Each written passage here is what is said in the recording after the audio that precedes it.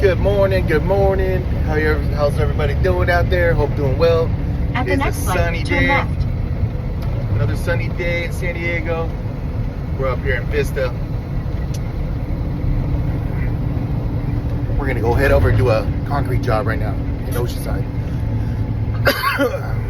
We just got a call. Light, turn left onto Civic Center Drive. Customer needs some concrete removed from his backyard.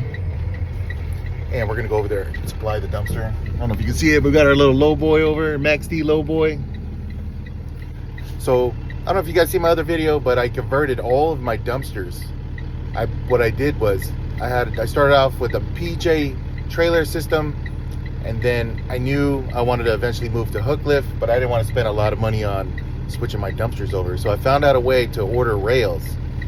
Right? If you guys want to know a little bit more about this, shoot me a message. But I ordered rails from a company, a manufacturer, and they delivered me my rails, and I had a company weld them all on there. But I'm gonna have to find another company or get another welder because that company went out of business that I used. But yeah, it was simple, man. They just put the dumpsters onto the rails and then welded them in place. It really didn't cost that much, you know.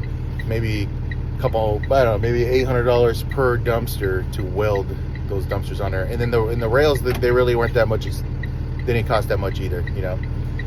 So I think I paid $3,000 for a dumpster, for a PJ dumpster. Or actually, they're Lone Stars.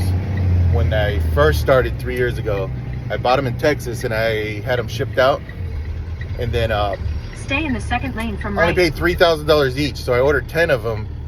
So for what? I don't know what that is, like 28,000, 30,000. Right to merge onto CA 78 I got West. All my dumpsters paid for cash.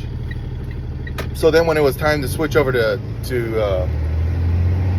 become a Hooklift, you know, setup, I was like, man, I didn't want to like spend another $8,000 a dumpster, whatever the going price was at the time.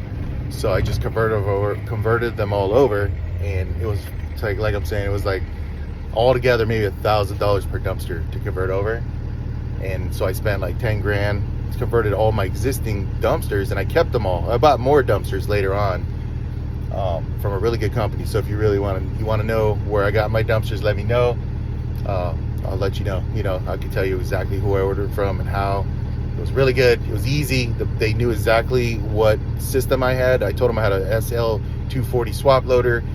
They sent me the dumpsters with the rails and with the hook lift at the height of 54 inches and my new dumpsters all at one time. I had a couple shipments come in and they nailed it. I mean, down to I didn't have to do anything. The slider, the little locking bars they put on the dumpsters were in the exact spot I needed for my truck. And that's what I was really stressing about.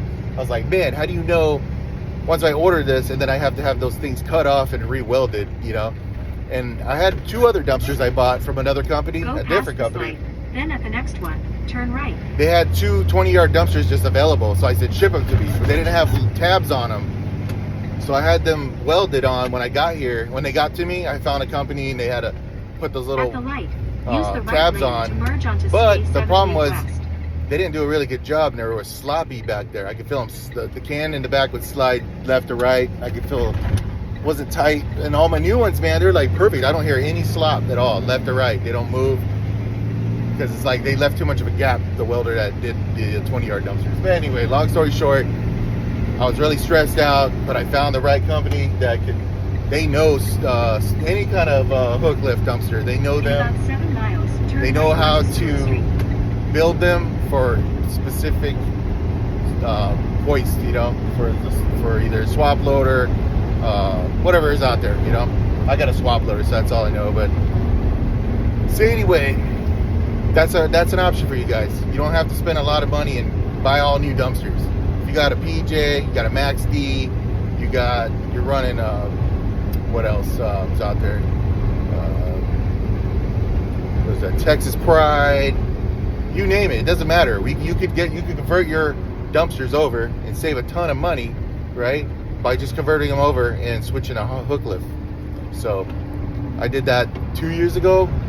I did it to my PJ flat deck. I did it to this Max D dumpster back there. I did it to 5 20-yard max D dumpsters, and then I had a couple other 13-yarders that I added sidewalls on them to make them a 20-yarder. I converted those over. So I could probably convert it over 1, 2, 7, and another 6.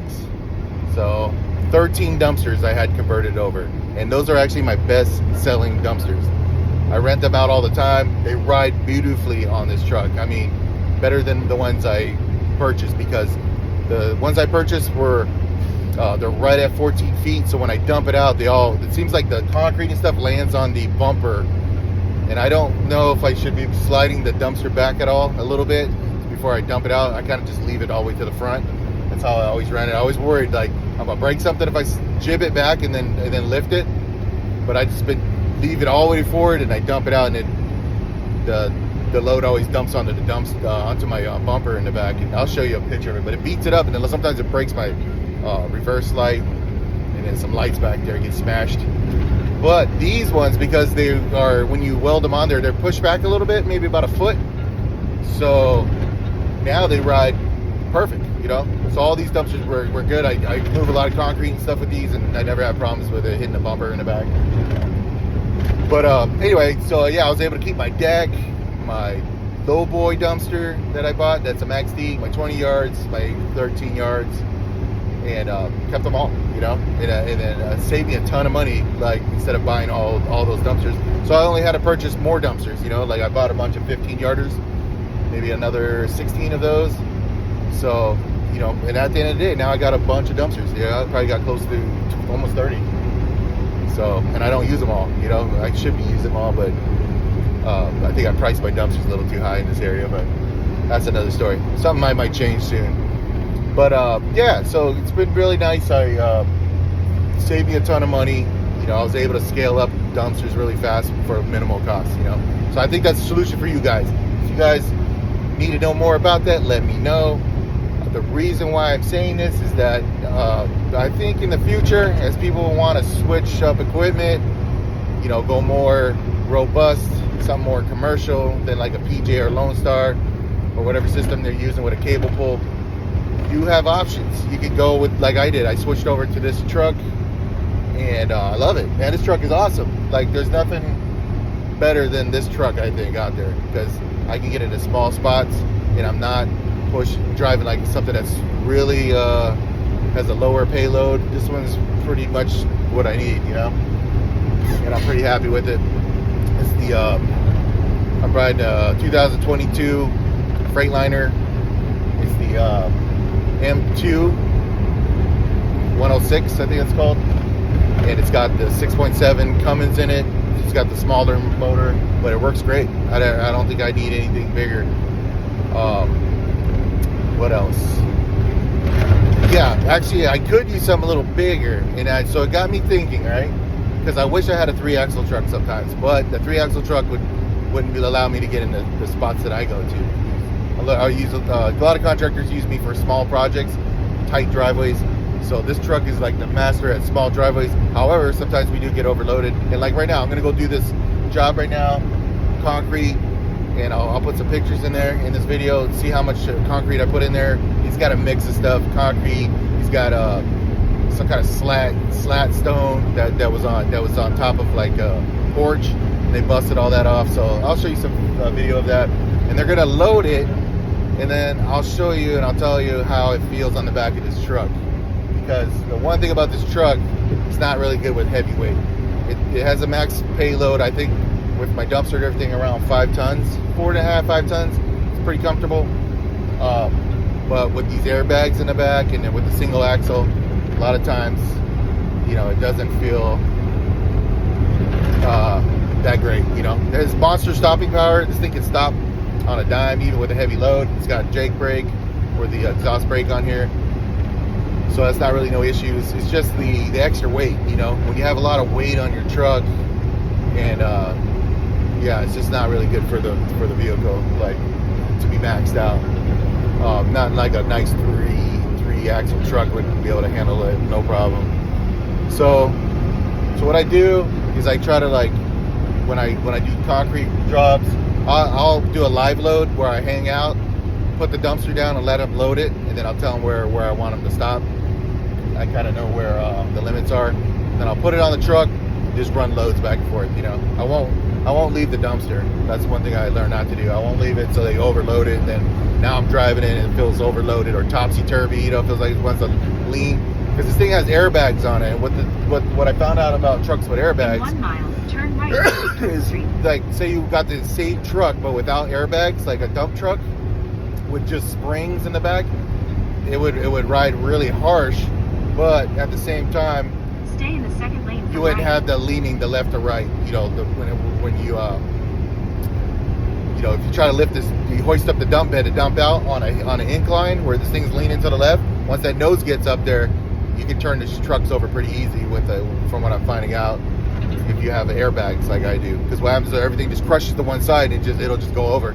But with springs, it wouldn't. You know, it's just more stiffer. Stay in the right lane. But it's not as comfortable as ride. That's why I think this truck is perfect.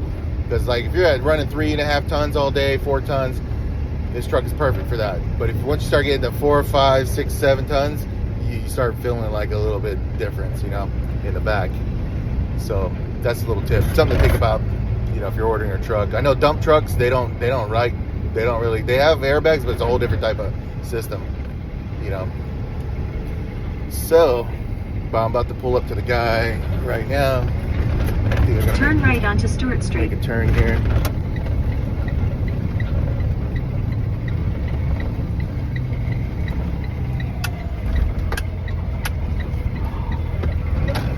In 3/4 of a mile, turn right onto California Street. Some work out here.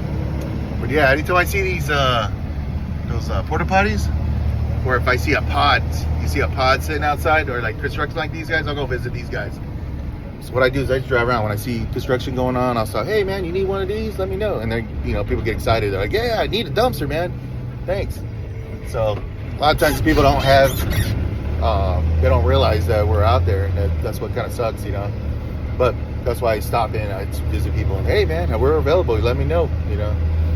So let me go ahead and get parked, talk to this guy, and then I'll make another video.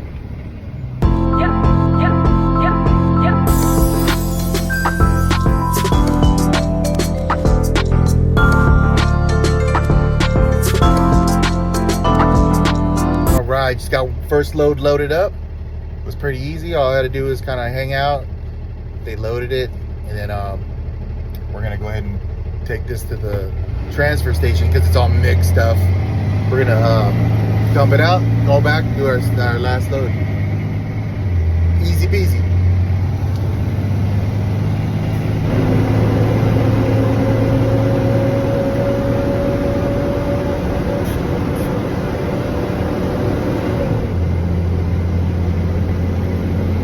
Be there in a little bit. All right.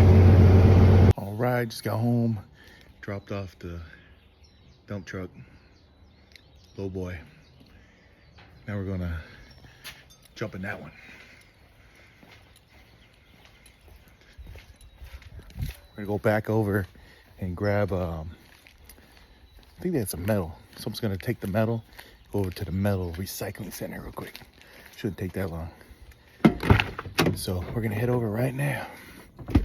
All right, just loaded up all the metal. Just had some gutter stuff. What else they had? Barbecue grill. So yeah, we'll take all this stuff. Easy peasy. We'll take this stuff to the recycling center, and we didn't even charge extra. We just come get it, but it's part of our service. So what we try to do is, if the customer has extra stuff in it, recycle, we could take this to the recycling yard. So what we do is we just help them out. We'll just load the stuff up. He has some treated lumber. I'm gonna put that in my treated lumber pile that I have, and then yeah, it'll be easy. I'll just take this over to the scrapyard and dump it out. Didn't take long to fill up, and the homeowner was super cool guy.